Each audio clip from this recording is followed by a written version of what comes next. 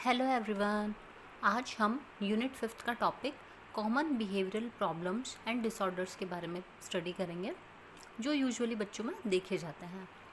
बच्चे जब बड़े होते हैं तो अपनी एज के अकॉर्डिंग उनका डेवलपमेंट और ग्रोथ होता है, ठीक है। और एज के साथ साथ जो उनके माइलस्टोन्स होते हैं उनको भी वो अचीव करते हुए जाते हैं। जब बच्चे इन माइलस्टोन्स को अचीव करते हैं और उनकी बॉडी के अंदर डिफरेंट डेवलपमेंट्स और ग्रोथ होती है तो वो कुछ कौशल या कुछ कंट्रोल्स भी अपनी बॉडी पर सीख जाते हैं, जैसे कि उनको यूरिन और फीसेस पे कंट्रोल करना आ जाता है, खुद को कैसे दूसरों के सामने प्रेजेंट करना है, कैसे बिहेव करना है, कितना बोलना है या खाना कैसे खाना है, लिखना कैसे है। ये ऐसी छोटी छोटी बहुत सारी चीज़ें बच्चे सीख जाते हैं। और ये बच्चों की ब्रेन पर और बच्चों की जो नर्व्स होती है, मसल्स होती है, उस पर डिपेंड करता है कि बच्चा कितना कंट्रोल कर सकता है खुद को और अपनी बॉडी के ऊपर। तो ये बच्चे की मैच्योरिटी को दिखाते हैं। जैसे बच्चे स्कूल में जाते हैं, घर पर रहते हैं तो कैसे बिहेव करते हैं, तो ये उसका कॉग्निटिव डेवलपमेंट और सोशल डेवलपमेंट से रिलेटेड होता है, ठीक है। इसके साथ साथ उनकी हेल्थ है, उनका बिहेवियर है, पेरेंट्स और टीचर्स के साथ उनकी कैसी रिलेशनशिप है और किस तरीके से बातचीत करते हैं, तो उनसे भी बच्चे बहुत कुछ सीखते हैं। बच्चे इन सब चीज़ों को सीखने के साथ साथ कई बार नर्वस भी होते हैं, कई बार परेशान होते हैं, टेंशन में होते हैं, तो कुछ अबनॉर्मल बिहेवियर्स भी बच्चे सीख जाते हैं, जैसे thumb sucking, nail biting, bad waiting, या उनका टेम्परामेंट बहुत हाई हो जाना, बहुत ज़्यादा गुस्सा करना, चिड़चिड़े हो जाना। ऐसी बहुत सारी चीज़ें बच्चों में देखने को मिलती है। ये अबनॉर्मल बिहेवियर्स में काउंट किया जाता है। वैसे ही बहुत ज़्यादा बड़ी प्रॉब्लम्स नहीं है, इनको ईजीली बच्चों की आदत से निकाला भी जा सकता है अगर बच्चों के साथ में सही से ट्रीट किया जाए, उनको समझाया जाए और उनके साथ कोशिश की जाए। तो कई सारे बिहेवियर्स ऐसे होते हैं जो पेरेंटिंग स्टाइल्स की वजह से भी डेवलप हो जाते हैं, अर्थात पेरेंट्स का बहुत ही रूड या रिजिड बिहेवियर होता है तो बच्चों का गुस्सा करना हो जाता है। कई बार पेरेंट्स बहुत ही हार्श पनिशमेंट्स दे देते हैं बच्चों को, तो बच्चे डर जाते हैं, जिसकी वजह से वो एक इमोशनल सपोर्ट को प्राप्त करने के लिए जैसे थंब सकिंग करना शुरू कर देते हैं, या डर के मारे बेड वेटिंग शुरू हो जाती है, रात में बेड में सूसू कर देना जैसे। इसके अलावा जैसे बच्चे बहुत ज़्यादा मतलब टेंशन में होते हैं या नर्वस होते हैं तो नेल बाइट करना शुरू कर देते, तो ये सब चीज़ें भी पेरेंटिंग स्टाइल से भी आ जाती है बच्चों के अंदर कई बार। इस तरीके से ये जो बिहेवियरल प्रॉब्लम्स होती है ये बच्चों के लिए बहुत बड़ी परेशानी भी बन सकती है अगर उनको टाइमली ट्रीट नहीं किया जाए तो इसमें कुछ बेसिक सी बिहेवियरल प्रॉब्लम्स है, जैसे कि नेल बाइटिंग, बैड वाइटिंग, थंब सकिंग, बहुत ज़्यादा गुस्सा करना, लेफ़्ट हैंडेडनेस मीन्स बाएं हाथ से लिखना, झूठ बोलना, यह बहुत ही डिस्ट्रक्टिव बिहेवियर होना बच्चों का। इस टाइप की जो समस्याएं होती है ना, ये बेसिकली डेवलपमेंटल स्टेजेस में से शुरू हो जाती है। और बच्चों का क्योंकि ये डेवलपमेंटल फेज़ होता है तो वो इनको बहुत जल्दी ग्रैस्प भी कर लेते हैं, बहुत जल्दी सीख जाते हैं, उनकी आदत में ये चीज़ आ जाता है। अब कुछ प्रॉब्लम्स ऐसी होती है जैसे बैड वेटिंग है, तो ये इसको ईज़िली बच्चों की आदत से दूर किया जा सकता है कि अगर उनके साथ थोड़ी कोशिश की जाए।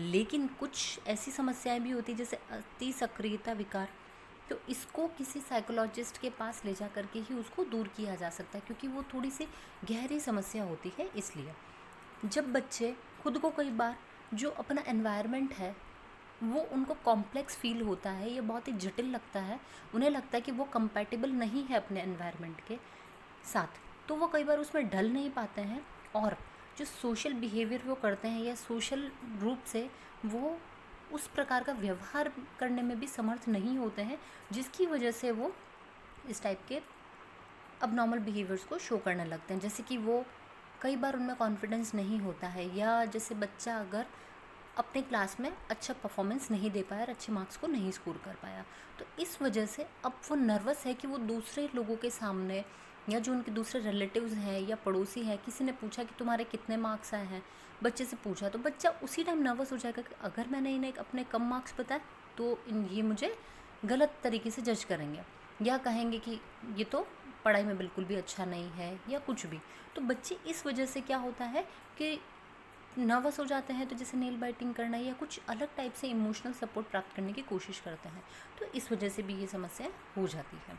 इसके रीज़न जो है देखिए, फॉल्टी पेरेंटिंग है। अगर पेरेंटिंग शैली अगर अच्छी नहीं है, परवरिश अच्छी तरीके से नहीं की जाती है, तो ऐसी प्रॉब्लम्स देखी जाती है। जैसे पेरेंट्स है आपस में बहुत लड़ते हैं, या उनका बच्चों के प्रति अच्छा व्यवहार नहीं है, बच्चों का पालन पोषण अच्छे से नहीं किया जा रहा है, या फिर उनको बहुत ही ज़्यादा पनिशमेंट्स दी जाती, बहुत ही रिजिड है पेरेंट्स, और रूल्स रेगुलेशंस बहुत ज़्यादा है बच्चों के लिए, बहुत हार्श है, तो बच्चे उसके अंदर सर्वाइव इजीली नहीं कर पाते हैं।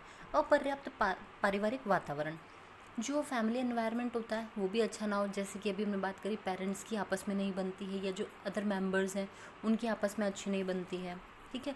तो इसकी वजह से जैसे घर में अब्यूज़िव लैंग्वेज का यूज़ होता है, या कोई भी डोमेस्टिक वायलेंस होता है, किसी भी प्रकार की चीज़ हो सकती है।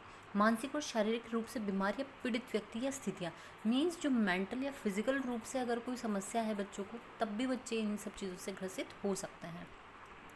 सामाजिक संबंधों का प्रभाव, यही आपस में रिश्तों के अंदर अगर समस्या है, या फिर घर के अंदर, या ये बाहर भी हो सकती है, या अपने टीचर के साथ में, या अपने जो पीयर ग्रुप है, या अपने जो फ्रेंड्स हैं उनके साथ भी अगर सोशल रिलेशनशिप अच्छी नहीं है, तब भी इस टाइप के बिहेवियरल प्रॉब्लम्स देखी जाती है।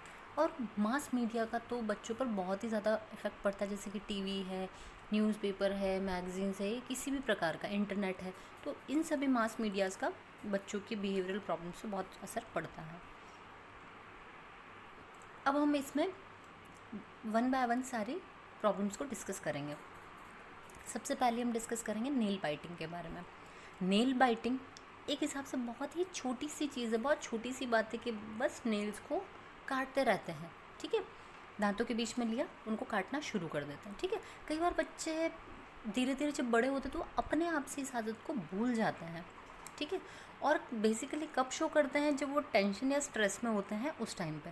जैसे उनको टेंशन होगी, वो घबराएंगे, वो सडन मतलब फटाफट से नेल बाइट करना शुरू कर देंगे। तो इससे उनकी जो घबराहट होती है, नर्वसनेस होती है, उनको लगता है कि कम हो रही, कोई इमोशनल सपोर्ट उनको मिल रहा है, ठीक है। ये आदत जानबूझ करके जब शुरुआत होती है, जब बच्चों में विकसित हो जाती है, उसके बाद में बच्चे जानबूझ करके नहीं करेगा, वो नर्वस होगा तो अपने आप से जो वो नेल बाइटिंग करना शुरू कर देता है, ठीक है।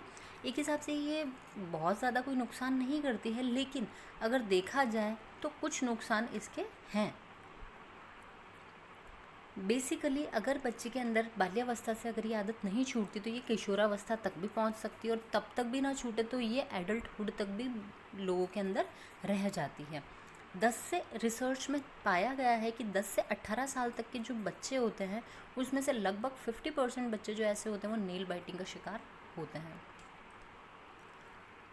कई जो पेरेंट्स होते हैं वो इसको बहुत ही सीरियस प्रॉब्लम भी लेते हैं, ठीक है, कि नेल बाइटिंग ख़राब चीज़ है, बच्चों को नहीं करनी चाहिए, उसको रोकने का प्रयास भी करते हैं, डील भी करते हैं उसके साथ। लेकिन कुछ पेरेंट्स ऐसे होते हैं जो कभी इन सब चीज़ों के ऊपर ध्यान ही नहीं दे पाते हैं। लेकिन बच्चा नेल बाइट कर रहा है तो वह उसको पहचानना कि ऐसा क्यों कर रहा है, उस समस्या का पता लगाना भी बहुत ज़रूरी होता है। अब हम बात करेंगे कि नेल बाइटिंग के क्या क्या रीज़न्स हो सकते हैं, ठीक है। देखिए, टेंशन, स्ट्रेस, या बोर हो रहा है बच्चा, या अपने कंफर्ट के लिए, इन बहुत सी चीज़ों की वजह से, या बहुत सारे कारणों की वजह से बच्चे नेल बाइटिंग शुरू कर देते हैं। पहला, आराम के लिए। देखिए, जैसे छोटे बच्चे हैं, जो इन्फेंट्स होते हैं, ठीक है, तो इनकी थंब सकिंग की आदत होती है, ठीक है, और उनको उससे बहुत सेटिस्फेक्शन मिलता है। तो वो क्या करते हैं, जब अकेले होते हैं, उनको इमोशनल सपोर्ट की ज़रूरत होती है, जब उनकी मदर उनके पास नहीं होती तो वो यूजुअली थंब सकिंग करना शुरू कर देते हैं, ठीक है। और ये बच्चों में देखा जाता है, अधिकतर बच्चों के अंदर देखा जाता है ये बिहेवियर। जब बच्चे सेल्फ डिपेंडेंट हो जाते हैं तो उनको ये लगता है कि थंब सकिंग करने से वो उनको अच्छा फील हो रहा है, या वो इंडिपेंडेंट हो गए हैं, ठीक है। जो नेल बाइटिंग है ये थंब सकिंग का ही एक संशोधित रूप है, ठीक है। तो जैसे जैसे बच्चे बढ़ते हैं, पहले वो थंब सकिंग करते हैं, जब थंब सकिंग की आदत को थोड़ा छुड़ाया जाता है तो बच्चे नेल बाइटिंग करना शुरू कर देते हैं, ठीक है। अब कई बार क्या होता है कि लोग जब नेल बाइटिंग शुरू करते हैं तो उन्हें पता नहीं चलता कि वो कितना बाइट कर गए, तो कई बार वो ब्लड भी निकाल लेते हैं अपने हाथों पर। नेक्स्ट है बोरियत की वजह से। कई बार जब बच्चे ऊब जाते हैं, बोर हो जाते हैं, बोर्डम की वजह से भी वो क्या करते हैं, नेल्स को बाइट करना शुरू कर देते हैं, ठीक है। अब जैसे वो टीवी देख रहे हैं, क्लास में बैठ के पढ़ रहे हैं, ठीक है, या बिल्कुल फ्री हैं किसी भी टाइम पे, तो अब अपने को क्या करना है, तो वो सुनते सुनते किन्हीं विचारों के अंदर खो जाते हैं और नेल बाइटिंग शुरू कर देते हैं। ठीक है, टेंशन और स्ट्रेस से राहत पाने के लिए भी वो नेल बाइटिंग की जाती है। ठीक है, देखिए लाइफ में सभी की बहुत सारी प्रॉब्लम्स आती है और बहुत सारी जो कंडीशंस होती हैं उनसे इंसान को सामना करना पड़ता है। ठीक है, तो जैसे परिवार के सदस्यों या माता पिता के बीच में लड़ाई हो, ठीक है, या परिवार के सदस्य या किसी करीबी रिश्तेदार का नुकसान हो गया या वो किसी को छोड़ करके चला जाए, तो व्यक्ति को एक इमोशनल सपोर्ट की ज़रूरत होती है उस टाइम पे। ठीक है, डाइवोर्स इसका रीज़न हो सकता है। ठीक है, या कहीं पे माइग्रेट कर गए हैं आप, जैसे कि एक शहर से दूसरे शहर में चले गए हैं या किसी दूसरे देश में चले गए हैं या ट्रांसफ़र हो गया है। इसके अलावा आप किसी नए प्लेस पे, नए एनवायरनमेंट में, नए स्कूल या कॉलेज में जा रहे हैं, तब हो सकता है। ठीक है, आप लोगों से परेशान है, अपने पीयर ग्रुप या अपने साथ के जो बच्चे हैं उनसे परेशान है, तब भी ये कर सकते हैं। ठीक है, उसके अलावा अगर इनको बहुत हार्श पनिशमेंट्स दी जाती है, तब भी कई बार ऐसा बिहेवियर ये शो करना शुरू कर देता है। ठीक है, इसके अलावा क्लास में या जो प्ले एक्टिविटीज़ है उसके अंदर अगर अच्छी परफॉर्मेंस नहीं होती है या क्लास में अच्छी परफॉर्मेंस नहीं है, तो उसकी वजह से बहुत ज़्यादा टेंशन होता है कि ऐसा मैं नहीं कर पाई, मैं क्यों नहीं कर पाई, और बच्चे नेल बाइटिंग शुरू कर देते हैं। ठीक है, और कई बार इनके ऊपर प्रेशर भी बहुत होता है, जैसे पेरेंट्स का प्रेशर है कि उनको अच्छा मार्क्स स्कोर करना है। इस प्रेशर की वजह से या किसी गेम में पार्टिसिपेट किया, नेशनल लेवल तक पहुंच गए हैं या इंटरनेशनल लेवल पे है या स्टेट लेवल पे है, तो उस टाइम पर भी कई बार बहुत प्रेशर होता है जिसकी वजह से नेल बाइटिंग शुरू हो जाती है। कई बार बच्चों को ये लगता है मुझसे मेरे साथ वाला आगे ना निकल जाए, तो इस कंपटीशन की वजह से भी बच्चे ये सब चीज़ें करते हैं। फोर्थ है कि दूसरों की वजह से भी कई बार ये आदत आ जाती है। अर्थात एक परिवार है, फैमिली के अंदर अगर जैसे कि माता पिता दोनों में से किसी की आदत है नेल बाइटिंग की या सिबलिंग की आदत है, तो उसकी वजह से भी बच्चे सीख जाते हैं। कई बार बच्चे किसी को बहुत पसंद करते हैं, ठीक है, जैसे कि उनके चाचा चाची को पसंद किया करते हैं या उनकी कोई फ्रेंड है या नाना नानी को पसंद, मतलब कोई भी हो सकता है, या अपने उन कोई टीचर ही है जो उनके फेवरेट है। अगर उनकी ये हैबिट है तो बच्चे ऑटोमेटिकली इस चीज़ को सीख जाते हैं। अगला है जेनेटिक्स। जेनेटिक्स मीन्स जीन्स जो बच्चों को मिलते हैं या आनुवंशिक गुणों के साथ भी कई बार ये चीज़ें बच्चों के अंदर ये बिहेवियर्स आ जाते हैं जिसकी वजह से भी वो नेल बाइटिंग करते हैं। अब देखिए, जो नेल बाइटिंग की वजह से बहुत सारी जटिल समस्याएं भी कई बार हो जाती है, वो हैं कि जैसे बच्चे कई बार बहुत ज़्यादा स्ट्रेस टेंशन में, उन्हें पता नहीं, वो नेल बाइट करते करते इतना ज़्यादा नेल बाइट कर देते कि वो अपने नाखूनों से खून तक निकाल देते हैं, उंगलियों को, नेल्स को इंजरी पहुंचा देते हैं। ठीक है, और इसकी वजह से कई बार उनके मसूड़े भी ख़राब हो सकते हैं क्योंकि वो उनसे बहुत बार स्क्रैचिंग कर देते हैं। इसलिए कई बार बच्चों के हाथ गंदे होते हैं, लेकिन क्योंकि उनकी वो हैबिट है इसलिए वो गंदे हाथ, साफ हाथ नहीं देखती हैं, गंदे नेल्स नहीं देखेंगे और बाइट कर लेते हैं। ठीक है, जिसकी वजह से जो नेल्स में फंसी हुई गंदगी होती है या जर्म्स होते हैं वो उनके पेट में चले जाते हैं। ठीक है, इसकी वजह से कई सारे इन्फेक्शंस या बीमारियां हो जाती हैं। ठीक है, अब कई बार जो अगर नाखून काटते टाइम कई बार बच्चों को ध्यान भी नहीं रह पाता, तो मीन्स वो साइकोलॉजिकली किसी बहुत ज़्यादा बड़ी समस्या या टेंशन में है, इसकी वजह से भी ये कर सकते हैं, तो उसको पहचानने की ज़रूरत होती है। ठीक है, तो हमेशा पेरेंट्स को ध्यान देना चाहिए कि अगर उनके बच्चों का कोई अबनॉर्मल बिहेवियर है तो वो क्या है और ऐसा क्यों हो रहा है या किस प्रॉब्लम की वजह से हो रहा है, तो उनको बैठ करके बच्चों से एक हेल्दी कम्युनिकेशन बनाना चाहिए, उनसे बात करके पूछना और जानना चाहिए। अगर इसका बच्चों को बहुत सारे ऑप्शंस दिए जाएँ, ठीक है, और उनके साथ पॉजिटिवली बात की जाए, बिहेव किया जाए, तो वो इन सब चीज़ों को धीरे धीरे छोड़ देते हैं। ठीक है, अब हम बात करेंगे हम कौन कौन से मेथड्स या कौन कौन से तरीक़ों के द्वारा इन हैबिट्स को छोड़ सकते हैं, ठीक है, या बच्चों से छुड़वा सकते हैं। में पहला है चिंता को शांत करें, मीन्स स्ट्रेस को रिलीव करना है, टेंशन हटाना है। ठीक है, जब पेरेंट्स नोटिस करते हैं कि बच्चे बार बार नाखून काट रहे हैं, मीन्स उन्हें समझ जाना चाहिए कि बच्चा स्ट्रेस में या टेंशन में है। ठीक है, कई बार बच्चे स्कूल चेंज होने की वजह से, अलग जगह पे जाने की वजह से, या फैमिली में कोई परेशानी चल रही है, प्रॉब्लम चल रही, उसकी वजह से ऐसा कर सकते हैं। ठीक है, तो बच्चों से बैठ करके पेरेंट्स को बात करनी चाहिए, समय निकालना चाहिए बच्चों के लिए। जब बच्चे अच्छे मूड में होते हैं तब उनसे यूजुअली पूछना चाहिए, तो वो अच्छे से अपनी सारी बात को पेरेंट्स के साथ शेयर करते हैं, बात करते हैं, तो उससे बच्चों की चिंता का विषय पता चल सकता है। और क्योंकि माता पिता का मार्गदर्शन जो होता है बच्चों के लिए अच्छा होता है, तो वो उसको अच्छे से गाइड भी कर सकते हैं कि बच्चा उस चिंता से कैसे बाहर निकलेगा। अगला है नियमित रूप से बच्चों के नेल्स को ट्रिम करना चाहिए। ठीक है, नेल्स को ट्रिम करना सबसे अच्छा तरीका है, क्योंकि जब नेल्स होंगे ही नहीं या बहुत माइन्यूट से होंगे तो बच्चा बाइट किसको करेगा। ठीक है, क्योंकि नेल्स बड़े होते तो उनको बाइट करने में, कुतरने में बहुत ज़्यादा मज़ा आता है। ठीक है, इसलिए वो कट कट कट कट करते जाते हैं। या फिर अगर जैसे गर्ल्स हैं, ठीक है, जो एडोलेसेंट स्टेज में है, तो अगर ऐसे टाइम पे भी अगर इनकी ऐसी हैबिट है तो आप उसमें एक और तरीका कर सकते हैं कि उनके नेल्स को बहुत अच्छे से डेकोरेट कर सकते हैं। ठीक है, या कुछ भी ऐसा ट्रीटमेंट करा सकते हैं जिसकी वजह से अगर वो सुंदर दिखेंगे तो अपने आप से उनकी खाने की आदत नहीं होगी उनको, मीन्स वो उसकी केयर करना शुरू कर देंगे। बाकी वीकली बच्चों के नेल्स को कट करना चाहिए। अगला है बाल तरल पदार्थों का उपयोग। आजकल मेडिकल स्टोर्स पर बहुत सारी ऐसे लिक्विड्स मिलते हैं जो बच्चों के लिए बिल्कुल सेफ़ होते हैं। ठीक है, और ये अगर इनको नेल्स पर अप्लाई किया जाए तो ये मीन्स ये बेसिकली नील बाइटिंग को छुड़ाने के लिए ही बनाए गए होते हैं।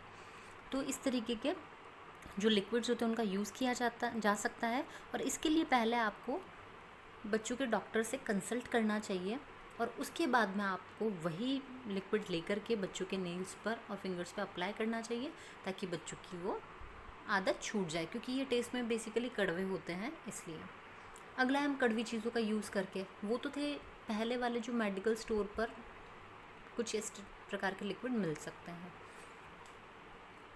हम कुछ नेचुरल चीज़ों का यूज़ करके भी इस हैबिट को छुड़वा सकते हैं, जैसे कि नीम का, मिर्ची के पाउडर, या ऐसी किन्हीं चीज़ों का, या करेले के जूस का, मतलब ऐसी आप किसी चीज़ का यूज़ कर सकते हो जिसकी जो खाने में बहुत ही तीखे या कड़वे लगते हैं, तो बच्चे ऑटोमेटिकली नेल्स को खाना या बाइट करना बंद कर देंगे, क्योंकि उनके मुंह का टेस्ट ख़राब हो जाएगा इसलिए। नेक्स्ट है नेल पेंट रिमूवर। बच्चों की अगर नेल बाइटिंग को छुड़ाना हो तो नेल पेंट रिमूवर का भी यूज़ किया जा सकता है। इसमें क्या करते हैं कि नेल्स को ऊपर नेल पेंट रिमूवर लगा दिया जाता है। ठीक है, तो जैसे ही लगता है कि बच्चा नेल बाइट करने वाला, उसके ऊपर बार बार आप नेल पेंट रिमूवर लगाओगे तो उसकी स्मेल की वजह से बच्चे उसको मुंह में नहीं ले पाते हैं। ठीक है, और उसको बाहर निकाल देंगे। अगला है गंदगी। बच्चों को हमेशा उनके दिमाग में ये चीज़ डालनी चाहिए कि नेल्स जो होते हैं या हमारे हाथ जो होते हैं, हम जितने काम करते हैं अपने हाथों से करते हैं, तो जिसकी वजह से जो हमारे नेल्स होते हैं इसमें फिंगर्स में जो गैप रहता है ना, इसमें कई सारी गंदगी आकर के चिपक जाती है और अंदर बैठ जाती है। जब बच्चे उन नेल्स को बाइट करेंगे तो ये जो जर्म्स होंगे और गंदगी होगी बच्चों के पेट में जाएगी, और इसकी वजह से उनको बहुत सारी हेल्थ प्रॉब्लम्स का सामना करना पड़ेगा। ठीक है, तो बच्चों को अगर समझाया जाए, उनको इसके नुकसान के बारे में या इसके हेल्थ हैज़ार्ड के बारे में समझाया जाए, तो वो इस चीज़ को बेहतर तरीके से समझने की कोशिश करेंगे। अगर कई बार बच्चों को जैसे नेल बाइटिंग की इच्छा होती है, तो उनको कुछ ऑप्शंस दिए जा सकते हैं कि अगर तुम्हारी नेल बाइट करने की इच्छा हो तो तुम कुछ और चीज़ खा लो, ये चीज़ खा सकते हो। तो आप सिमिलरली उस टाइप की चीज़ बच्चों को हाथ में दे सकते हो। जैसे उसको नेल बाइट करने की इच्छा, आपने कोई फ्रूट दे दिया, आपने फ्लैक्स सीड्स दे दिए। ठीक है, इसके अलावा किसी भी टाइप के सीड दे दिए या कोई भी खाने के लिए चीज़ दे दी, तो बच्चों को ऑटोमेटिकली रहेगा जो नेल बाइट करने के टाइम पे वो जब उस चीज़ को खा लेंगे तो वो धीरे धीरे इस चीज़ को भूल जाएंगे। च्युइंगम्स का भी यूज़ किया जा सकता है, सौंफ का यूज़ भी किया जा सकता है। कई बार आप एक काम और कर सकते हैं कि जैसे नेल बाइट करने की बार बार इच्छा होती है, ठीक है, तो उसके ऊपर कोई ऑयल जैसे कि कैस्टर ऑयल लगा करके या कोई भी ऐसी क्रीम लगा करके भी छोड़ सकते हैं। ठीक है, तो जिसकी वजह से सडनली आपको याद आएगा कि आपने कुछ लगा रखा है और आप उसको बाइट नहीं कर पाएंगे। अगला है बैंडेज या स्टिकर लगा करके भी कर सकते हैं। ठीक है, बैंडेज या स्टिकर जब लगी रहती है ना, तो क्या होता है कि बच्चे अपने नेल्स को बाइट नहीं कर पाएंगे। ठीक है, कलर्ड लगा दें ताकि वो ज़्यादा इफेक्टिव होगी, क्योंकि बच्चों को अलग कलर दिखेगा तो ऑटोमेटिकली वो जैसे ही मुंह के पास ले जाने लगेंगे उनको याद आ जाएगा कि इसके ऊपर तो कुछ बैंडेज या स्टिकर लगा है, तो उसको नहीं चबाएंगे। क्योंकि ये एक ऐसी हैबिट है जो क्योंकि एक बार अगर ये आदत में आ जाती है तो फिर आदमी जानबूझ करके नहीं करता है। स्ट्रेस या टेंशन में होगा तो उसे पता ही नहीं होता कि उसने कब नेल बाइटिंग करना शुरू कर दिया। अगला है कोई भी ऑप्शंस देना। ठीक है, ऑप्शंस के लिए जैसे कि एक स्ट्रेस बॉल का यूज़ किया जा सकता है। ठीक है, जैसे ही उसको स्ट्रेस होता है वो नेल बाइट करना शुरू करके करे, इससे अच्छा उसको आप समझा दें बच्चों को कि ये स्ट्रेस बॉल या ऐसी स्क्वीजी बॉल्स आती हैं, उनका यूज़ किया जा सकता है जिसको बार बार प्रेस करें, तो इससे मसल्स का डेवलपमेंट भी होता है और साथ में बच्चों का जो ध्यान होता है वो भी भटकता है, तो उससे स्ट्रेस रिलीव होता है। ठीक है, इसके अलावा और बहुत सारी एक्टिविटीज़ में बच्चों को इन्वॉल्व किया जा सकता है, जैसे कि प्ले एक्टिविटीज़ है या पेंटिंग की एक्टिविटीज़ है या कोई आउटडोर एक्टिविटीज़ है, इंडोर एक्टिविटी, उसमें अगर बच्चों को इन्वॉल्व किया जाए, उनके हैंड्स को इन्वॉल्व रखा जाए, तो ऑटोमेटिकली बच्चों का जो ध्यान होगा वो अपने उस बिहेवियरल प्रॉब्लम से हट करके दूसरी चीज़ पर लग जाएगा, तो वो उस आदत को अपने आप से भूल जाएंगे। अगला है ख़राब टेस्ट वाली नेल पेंट अप्लाई कर सकते हैं। ठीक है, बच्चों की मतलब आदत होती है नेल बाइटिंग की, तो आप उसके ऊपर नेल पेंट अगर लगा करके रख देंगे ना, तो बच्चे जैसे ही नेल बाइट करना शुरू करेंगे, वो ख़राब टेस्ट वाली जब नेल पेंट मुंह में आती है तो ऑटोमेटिकली वो उस चीज़ को छोड़ देंगे। तो जब बार बार रिपीटेटिवली ये होता है तो वो उनकी ये जो हैबिट होगी वो छूट जाती है। अगला है उनको आदत से सावधान करना। ठीक है, जो जैसा कि अभी हमने बात करी कि मतलब इंसान कॉन्शियसली नहीं, मतलब अनकॉन्शियस हो जाता है, कई बार उसको पता नहीं पड़ पाता है कि उसने कब नेल बाइटिंग करना शुरू कर दी, जब वो स्ट्रेस या टेंशन में होता है। ठीक है, तो जब बच्चे ऐसे करते हैं तो आपको उसको चिल्ला करके, झटक करके या उसको डांट करके नहीं बताना चाहिए, क्योंकि कई बार हम अकेले हो घर पे और कई बार होता है कि हम मतलब बहुत से लोगों के बीच में भी बैठे होते हैं, तो अगर बच्चों के साथ इस तरीके से ज़ोर की आवाज़ में बात की जाए तो वो कई बार इस चीज़ से बहुत ज़्यादा घबरा भी जाते हैं। ठीक है, और कभी वो शर्मिंदा भी हो सकते हैं, शाय फील कर सकते हैं, तो इसके लिए कुछ ऐसे कोड लैंग्वेज या कोड वर्ड का यूज़ किया जा सकता है कि अगर वो सडनली स्टार्ट करने लगे कर रहे हैं तो आप उसको कोड वर्ड किसी इशारे में अगर आप उनको बोल दें तो वो रुक जाएंगे। और कई बार बार बार याद दिलाते रहना चाहिए, जैसे कुछ लोगों की आदत होती है बैठ करके नेल बाइटिंग शुरू करिए, आप उनको टोकोगे बीच में कि नहीं आप ऐसा नहीं कीजिए, आप ऐसा नहीं करो, तो अपने आप धीरे धीरे बार बार कहने पे वो अपने आप उसके दिमाग में आ जाएगी। जैसे ही वो नेल बाइट करना शुरू करेगा उसको याद है कि नहीं मुझे ये काम नहीं करना है, तो वो अपने आप से रुक जाएंगे। अगला है रिवॉर्ड पॉजिटिव बिहेवियर। जब हमको लगता है कि बच्चा सही दिशा में प्रोग्रेस कर रहा है, मीन्स हम जो उसकी नेल बाइटिंग की हैबिट को छुड़ाना चाह रहे हैं वो सही तरीके से प्रोग्रेस कर रही है, तो उसके लिए बच्चों को अप्रिशिएट करना चाहिए, रिवॉर्ड्स भी देने चाहिए, जिससे कि वो एनकरेज होते हैं। ठीक है, एनकरेजमेंट बहुत ज़रूरी होता है लाइफ में, कि अगर किसी बिहेवियर को बच्चा छोड़ता है या बैड बिहेवियर को या इन डिसऑर्डर्स से कोप अप करने की कोशिश कर रहा हो, तो उसके लिए रिवॉर्ड जो थेरेपी होती है या रिवॉर्ड का देने का जो आइडिया होता है, ये बहुत ही अच्छा होता है बच्चों के लिए। ठीक है, इससे उनको मोटिवेशन मिलता है कि हाँ, उनको लगता है कि हाँ हम कुछ अच्छा काम कर रहे हैं, इसलिए ये चीज़ ज़रूरी होती है। ठीक है, आप इसके लिए कई बार बच्चों को कुछ ट्रीट्स भी दे सकते हैं, कुछ गिफ्ट्स भी दे सकते हैं, जैसे कभी आप बाहर खाना खिलाने ले जा सकते हैं, कभी कुछ किसी होटल में ले जा सकते हैं। ठीक है, इसके अलावा कोई किसी पिकनिक पे ले जा सकते हैं, कोई नया टॉय दिला सकते हैं या उनकी पसंद की चीज़ दिला सकते हैं। ठीक है, तो इससे भी बच्चों को मोटिवेशन और एनकरेजमेंट मिलता है, बच्चे खुश होते हैं, तो वो धीरे धीरे उस हैबिट को छोड़ने की कोशिश करते हैं, क्योंकि उन्हें अब लगता है कि माता पिता भी हमारे साथ जुड़े हुए हैं, हमें इमोशनली सपोर्ट कर रहे हैं, तो बच्चों से जो ये बिहेवियरल प्रॉब्लम्स होती है ये छूट जाएगी। बेसिकली बिहेवियरल प्रॉब्लम्स जो होती है ये लो इमोशनल सपोर्ट की वजह से ही आती है, तो जब उनको अपने आप लगने लगता है कि हमारे पेरेंट्स, हमारे सिबलिंग्स हमको सपोर्ट कर रहे हैं इमोशनली, हमें बहुत ही प्यार और स्नेह करते हैं, तो वो अपने आप से इन आदतों को छोड़ देते हैं। और जब उनकी इस चीज़ की प्रशंसा की जाती है तो भी उन्हें वो फिर इसी पैटर्न को रिपीट करना शुरू कर देते हैं, अर्थात इस आदत को छोड़ने के लिए प्रोत्साहित हो जाते हैं। अगला है धैर्य रखना ज़रूरी है, क्योंकि ये बिहेवियरल प्रॉब्लम्स एक दिन में नहीं जा सकती है, ऐसा ये चीज़ हम सभी को पता है। ठीक है, तो इसके लिए हमको लंबे समय तक कोशिश करनी ज़रूरी होती है। ठीक है, कई बार क्या होता है कि अगर ये एक मेथड हो सकता है काम न करे नेल बाइटिंग की हैबिट को छुड़ाने के लिए, तो हमको दूसरी मेथड को ट्राई करना चाहिए। दूसरी नहीं काम करे तो आप थर्ड मेथड को ट्राई कीजिए, किसी न किसी मेथड से तो ये चीज़ हट जाएगी, ये बिहेवियर जो होगा वो स्टॉप हो जाएगा। ठीक है, आप नए लोगों को देख सकते हो, नए लोगों से कांटेक्ट कर सकते हो, इंटरनेट पे सर्फिंग करके देख सकते हो कि क्या क्या वेज़ हैं, क्या क्या तरीके हैं जिनकी वजह से इस हैबिट को छुड़ाया जा सकता है, ये हैबिट क्यों डेवलप हो सकती है, तो इसके कारणों का भी आप पता लगा सकते हो। बच्चों से हेल्दी कम्युनिकेशन करके, अच्छे से बात करके, उनको कंफर्ट फील करवा करके भी हम इन समस्याओं के बारे में बात कर सकते हैं। और अगर आपको लगता है कि ये प्रॉब्लम इस तरीके से सॉल्व नहीं हो पा रही है या आप इस सिचुएशन को हैंडल नहीं कर पा रहे हैं, तो आप चाइल्ड साइकोलॉजिस्ट से भी कंसल्ट कर सकते हैं इसके बारे में, या किसी डॉक्टर से भी कंसल्ट कर सकते हैं।